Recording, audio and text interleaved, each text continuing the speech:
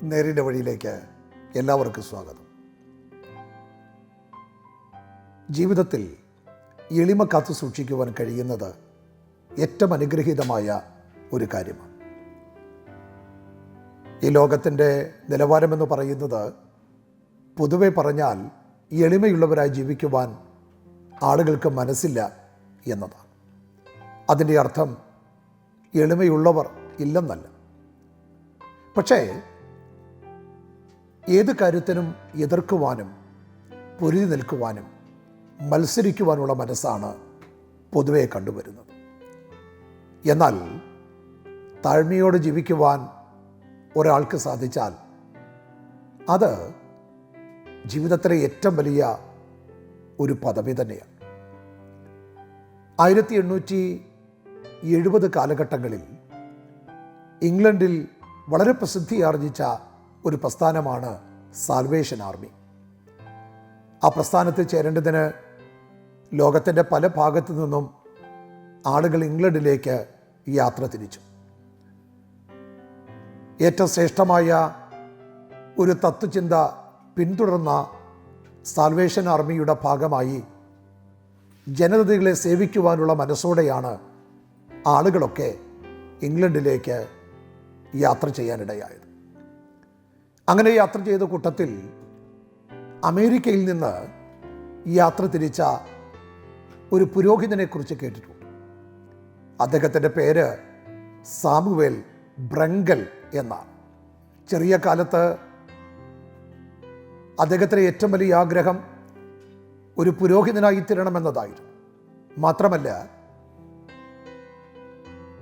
ഒരു ബിഷപ്പായി തൻ്റെ ശുശ്രൂഷാകാലം തീർക്കണമെന്നുള്ള വലിയ ആഗ്രഹവും ആ മനുഷ്യൻ്റെ ഉള്ളിൽ സൂക്ഷിച്ചിരുന്നു.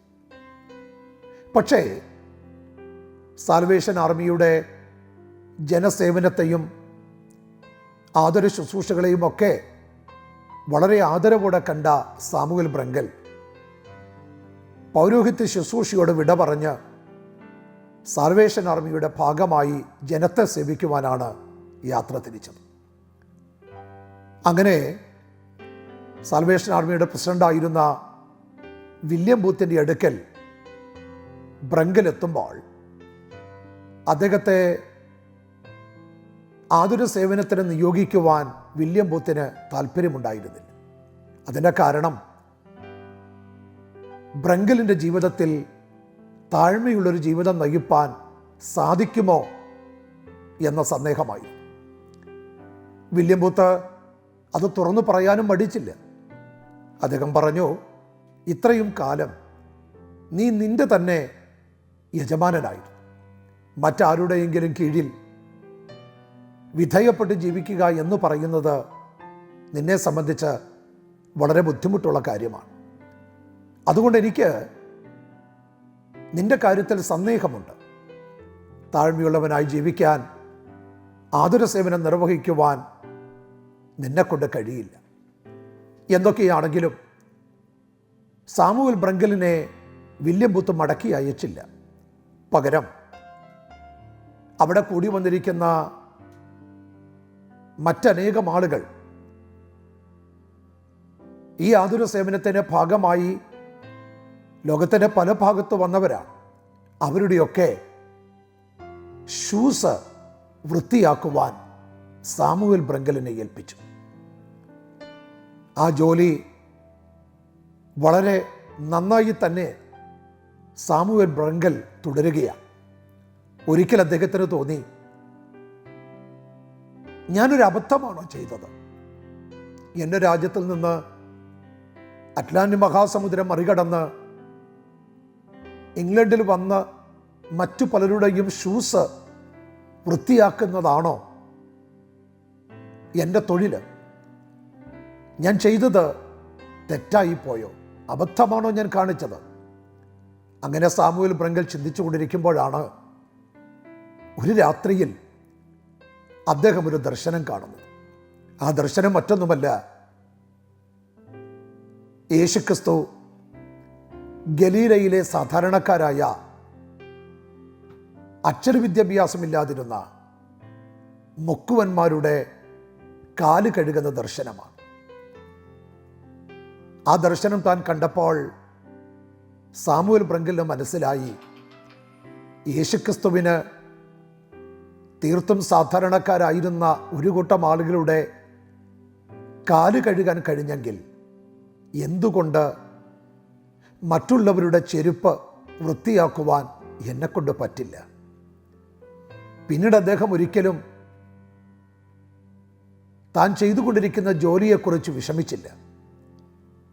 വളരെ ആത്മാർത്ഥമായി തന്നെ അദ്ദേഹത്തെ ഏൽപ്പിച്ച ഉത്തരവാദിത്തങ്ങൾ നിർവഹിപ്പാൻ സാമുവേൽ ബ്രങ്കലിന് കഴിഞ്ഞു. വാസ്തവത്തിൽ വ്യക്തമായ ധാരണകൾ ഇല്ലാത്തതുകൊണ്ടോ ഞാൻ ആർക്ക് കീഴ്പ്പെടില്ല എന്ന ചിന്ത ഭരിക്കുന്നത് കൊണ്ടോ ഒക്കെയല്ലേ ധിക്കാരപരമായി ഇടപെടുവാനും ജീവിക്കുവാനുമൊക്കെ നമ്മൾ താല്പര്യപ്പെടുന്നത്. എന്നാൽ താഴ്മയോടെ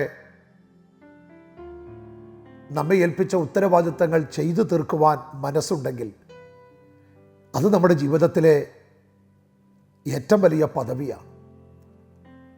ആരോടും ധിക്കാരപരമായി ഇടപെടാതെ, ആരെയും വെറുക്കാതെ, ദ്രോഹിക്കാതെ, ഉപദ്രവം ചെയ്യാതെ താഴ്മയോടെ ഈ ലോകത്ത് ജീവിക്കാൻ നമുക്ക് കഴിഞ്ഞെങ്കിൽ എത്ര നല്ലതായിരുന്നു. അങ്ങനൊരു ലോകത്തെയല്ലേ നമ്മൾ കെട്ടിപ്പടുക്കേണ്ടത്. നമുക്ക് സാധിക്കും. അങ്ങനൊരു ലോകത്തെ കെട്ടിപ്പടുക്കുവാൻ നമ്മെക്കൊണ്ട് കഴിയും. പക്ഷെ നാം ഒരുമിച്ച് അതിനുവേണ്ടി യത്നിക്കണം.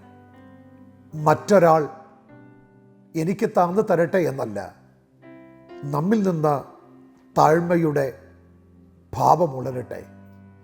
അങ്ങനെ മറ്റുള്ളവരും അതിലേക്ക് ആകർഷിക്കപ്പെട്ട് ഒരു നല്ല ലോകത്തെ കെട്ടിപ്പടുക്കുവാൻ നമുക്കൊരുമിച്ച് ശ്രമിക്കാം. ദൈവം അതിന് നമ്മെ സഹായിക്കട്ടെ.